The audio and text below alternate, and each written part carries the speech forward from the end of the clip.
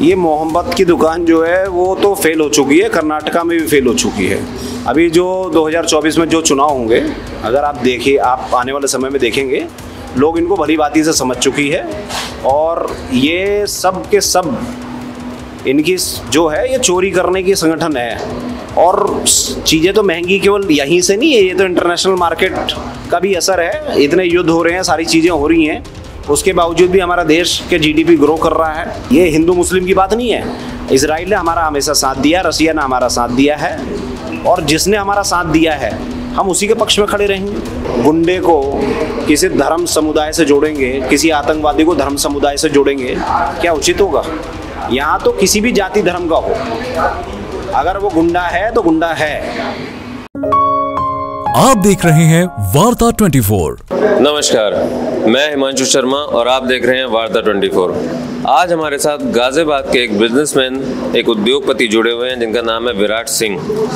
गाजियाबाद के काफ़ी जाने माने चेहरा है इनका, और ये बीजेपी के किसान मोर्चे के सदस्य भी हैं। अब इनसे इंडिया वर्सेस एनडीए जो गठबंधन जो चीज़ें चल रही हैं उसके बारे में इनकी क्या प्रतिक्रिया है ये पूछते हैं। आपका नाम? मेरा नाम विराट सिंह है और मैं भाजपा का किसान मोर्चा का पश्चिमी उत्तर प्रदेश का सदस्य हूँ। जो आप पूछ रहे हैं, हम लोग इंडिया जो शब्द है, मतलब गठबंधन की बात कर रहा हूँ मैं, हम उसे सीरियस लेते नहीं हैं।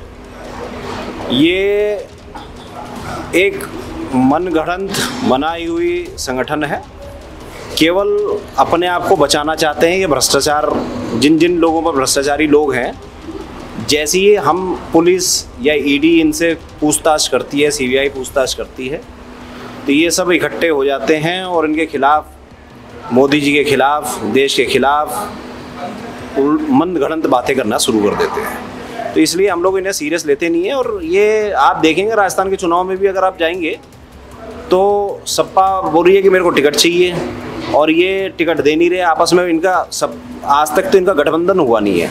ये केवल लोगों को भ्रमित करने का काम कर रहे हैं, और ये भ्रमित ज़्यादा दिन कर नहीं पाएंगे।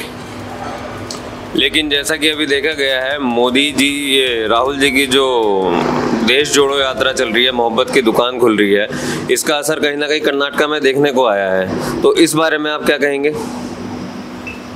ये मोहब्बत की दुकान जो है वो तो फेल हो चुकी है, कर्नाटका में भी फेल हो चुकी है। अभी जो 2024 में जो चुनाव होंगे, अगर आप आने वाले समय में देखेंगे, लोग इनको भली भांति से समझ चुकी है। और ये सब के सब इनकी जो है ये चोरी करने की संगठन है, और ये चोरी करने के विचारधारा पर रहते हैं। और ये जल्द से जल्द उजागर होगा इनका सारी चीज़ें, और जनता इनके खिलाफ वोट देके देश और मोदी जी को दोबारा पुनः जिता के 2024 में दिखाएगी। आप कंफर्म है कि 2024 में दोबारा बीजेपी ही सरकार बना रही है अपनी? इसमें तो कोई दो मत है ही नहीं। बीजेपी जीतेगी और बीजेपी मोदी जी दोबारा आएंगे, इसमें कोई दो मत वाली बात ही नहीं है। ऐसा ही क्या काम है या ऐसी क्या चीज़ें हैं, योजनाएं हैं, या आप एक बिजनेसमैन भी हैं, ऐसी क्या चीज़ें हैं, क्या योजनाएं हैं जो मोदी जी ने लाए हैं? ऐसा क्या विकास है जो उन्होंने किया है जिसकी वजह से आप मोदी जी के और बीजेपी सरकार के इतना पक्ष में बात करते हैं? देखिए, मैं पक्ष और विपक्ष की बात में नहीं बात कर रहा, मैं आम जनता की आवाज़ हूँ और आम जनता की तरह बता रहा हूँ कि अगर हम व्यापार की दृष्टि से बात करें, व्यापारिक तौर से भी आपने क्वेश्चन पूछा, तो मैं व्यापार की दृष्टि से बताऊँ तो जीएसटी, आज लोग पहले सरकारी सेल टैक्स में एक्साइज के दफ्तरों में इंस्पेक्टर राज था, और दफ्तरों में चक्कर काटते काटते घुटने घिस जाते थे। आज किसी को भी कहीं जाने की ज़रूरत नहीं है, आप कंप्यूटर पर हर काम ऑनलाइन कर सकते हैं, ऑनलाइन अपने सारे टैक्स जमा कर सकते हैं, और आपको जो बेनिफिट मिलना है वो सरकार आपके अकाउंट में हैंड टू हैंड देती है, उसमें कोई डिले नहीं करती है। और आप विकास की बात कर रहे हैं, तो अगर 2014 से पहले का समय देख लीजिए तो गैस का सिलेंडर, हम लोग अगर हमारे घर में अगर गैस का सिलेंडर खाली हो गया तो हमारे को कब मिलेगा, पड़ोसियों से मांग मांग के हम लोग थक जाते थे। लेकिन 2014 से पहले गैस का सिलेंडर और अब के गैस के सिलेंडर के अंदर जो पैसे का जो डिफरेंस है वो भी तो बहुत ज़्यादा है। देखिए, सब्सिडी, पहले सब्सिडी देती थी गवर्नमेंट, और लोगों को मोदी जी ने सब्सिडी काटा नहीं, लोगों से ये कहा कि जो आदमी चाहता है कि सब्सिडी ना ले वो आगे आए, तो लोग अपने दिल से आगे आए और सब्सिडी नहीं लिया। और चीज़ें तो महंगी केवल यहीं से नहीं है, ये तो इंटरनेशनल मार्केट का भी असर है। इतने युद्ध हो रहे हैं, सारी चीज़ें हो रही हैं, उसके बावजूद भी हमारा देश के जीडीपी ग्रो कर रहा है। आज भी हमारे को खाने पीने के लिए दिक्कत नहीं है। नहीं तो अगर पड़ोसी राज्यों में चले जाएँ तो डीजल का क्या रेट है, वहाँ रोटी नहीं खाने को मिल रही, दाल नहीं मिल रहा, दूध नहीं मिल रहा, बच्चों को डाइपर नहीं मिल रहा, बड़े बुजुर्गों को दूध नहीं मिल रहा, पानी नहीं मिल रहा, दवाइयाँ नहीं मिल रही। और आज हमारा देश, आप चाहे श्रीलंका देख लें, पाकिस्तान देख लें, नेपाल चले जाएं, तो इन देशों की क्या स्थिति है और हमारे देश की क्या स्थिति है, आप इससे ही समझ सकते हैं। अच्छा, विपक्ष के नेताओं का कहना है जो तेल पहले 60 रुपये लीटर हुआ करता था, आज की तारीख में वो तेल 180 रुपये लीटर है। जो दाल पहले 70 रुपये किलो हुआ करती थी, वो दाल आज 200 रुपये किलो है। डीजल और पेट्रोल के दाम इतने बढ़ गए हैं, गैस का सिलेंडर महंगा हो गया, सीएनजी के दाम दिन पर दिन बढ़े जा रहे हैं। अभी बीच में टमाटर इतना महंगा हो गया था, कभी आलू महंगा हो जाता है। तो इन सारी चीज़ों के पीछे क्या वजह है? आम आदमी जो पहले जिसकी इतनी आमदनी ही नहीं है कि वो चीज़ों को ढंग से चला सके, वो इतनी महंगी चीज़ों को किस तरीके से, उस महंगाई को कैसे झेलेगा? देखिए, प्राकृतिक आपदाओं को कोई रोक नहीं सकता। महंगाई केवल हमारे देश में नहीं बढ़ रही, बहुत सारी चीज़ें, हम इंटरनेशनल मार्केट से भी जुड़ा हूँ। जैसे कि आपको पहले भी बताया मैंने कि इंटरनेशनल मार्केट से भी हम लोग बहुत चीज़ें जुड़े हैं, बहुत सारी चीज़ें आयात भी करते हैं हम लोग, है ना। और इस कोरोना के बाद आप 2 महीना के करीब लॉकडाउन में रहे हम लोग, उसके बाद और पूरी दुनिया, आज अमेरिका के हालात आप देख लीजिए, अमेरिका में डीजल पेट्रोल के रेट देख लीजिए, सारी दुनिया में युद्ध चल रहे हैं, जो इजराइल का युद्ध चल रहा है, रशिया का युद्ध चल रहा है। आप इन सारे युद्धों को देखेंगे, उसके बावजूद भी हमारे देश में डीजल पेट्रोल हम लोगों को इतना सही दाम पर मिल रहा है। ये अपने आप में मोदी जी की तारीफ करने की बात है। और रही बात सब्जी की, किसी चीज़ में प्राकृतिक आपदाएं, कभी बर्फबारी हो गई, कभी बाढ़ आ गया, कभी कुछ हो गया, तो ये समस्या आती है, पहले भी आती थी और अभी भी आती हैं और आती रहेंगी। इन समस्याओं से निदान, आज देखिए कुछ समय में टमाटर के दाम फिर से ठीक हो गए। ये समय, मतलब छोटे से समय के लिए, छोटे से अंतराल में ये समस्याएं आती हैं और ये ठीक हो जाती हैं।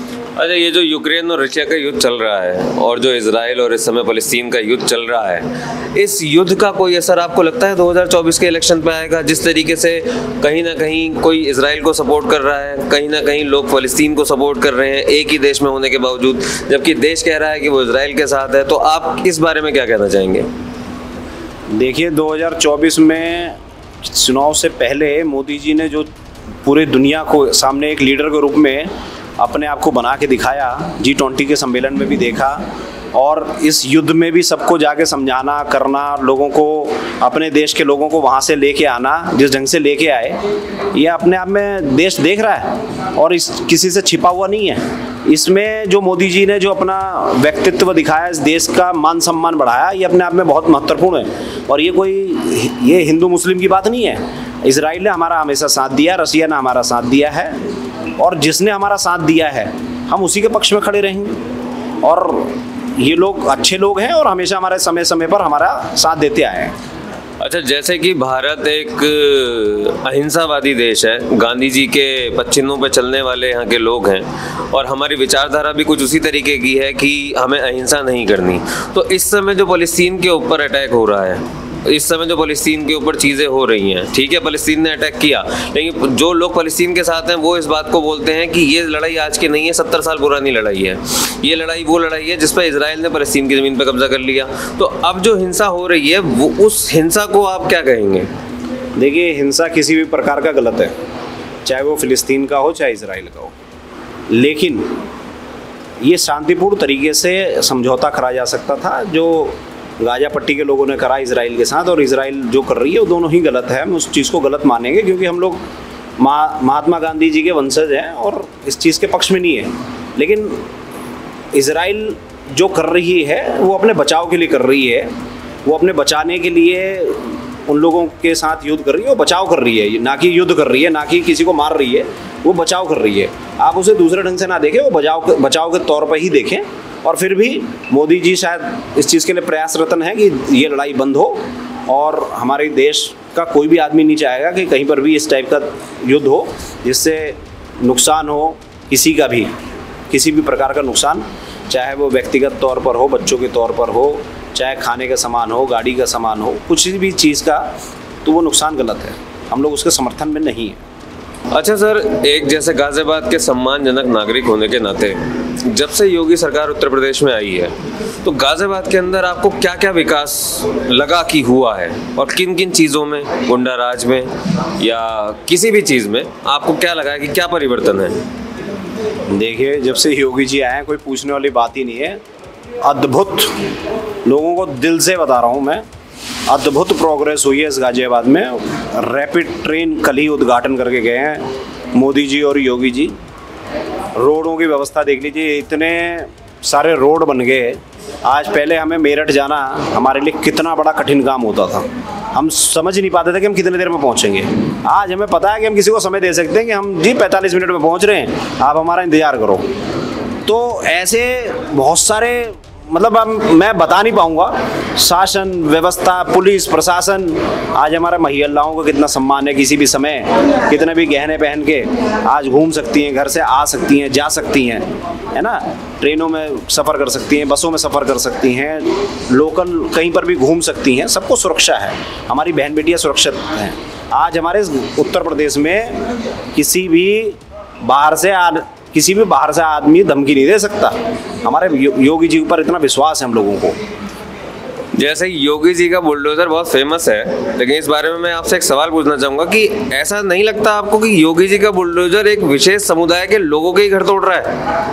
नहीं, अगर आप किसी क्रिमिनल को, गुंडे को किसी धर्म समुदाय से जोड़ेंगे, किसी आतंकवादी को धर्म समुदाय से जोड़ेंगे, क्या उचित होगा?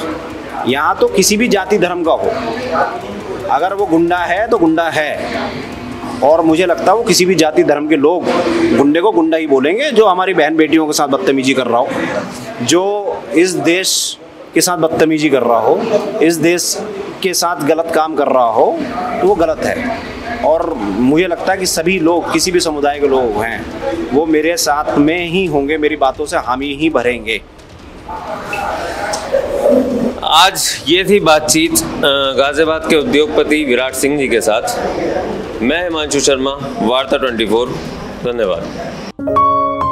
आप देख रहे हैं वार्ता 24।